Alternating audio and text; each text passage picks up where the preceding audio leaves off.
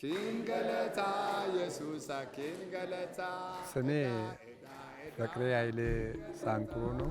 በሌሞ መካነ ኢየሱስ ቤተክርስቲያን ሳገለግል ሴቶችን መግረዝ ጉዳት ከማድረሱም ባሻገር ኃጢአት እንደሆነ ለማህበረሰብ እናዳርሳለን። ለአብርሃም እግዚአብሔር ያለውን ቃል ምዕራፍ 17 ከቁጥር 9 ምን ይላል? እግዚአብሔር አብርሃምን አለው አንተ ቃል ኪዳኔን ትጠብቃለህ። በአካባቢያችን ያው ሴት ልጅ ካልተገረዘች ቀበጥ ትሆናለች ብሎ ስለማያምኑ፣ ሁለተኛም ሴት ልጅ ካልተገረዘች ትዳር ማግኘት አትችልም የሚሉት ነገር ስለነበራቸው ይህ የተሳሳተ አመለካከት ስለነበር ለሚያስተምርም ለሚናገርም በጣም አሳፋሪ ነበር።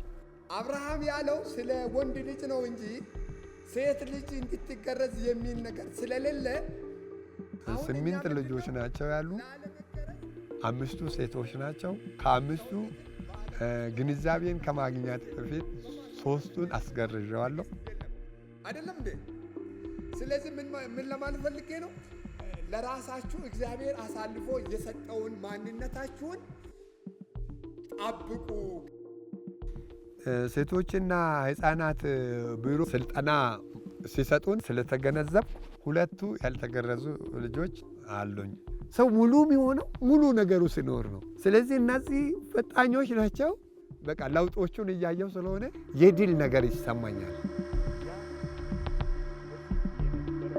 ከአገር ሽማግሌ ጋር እና ከመንግስት ተቋማት ጋር ከጤና ባለሙያዎች ጋር ሀሳብ ለሀሳብ ተለዋውጠን ያው አሁን ብዙ ለውጥ ነው ያሉ።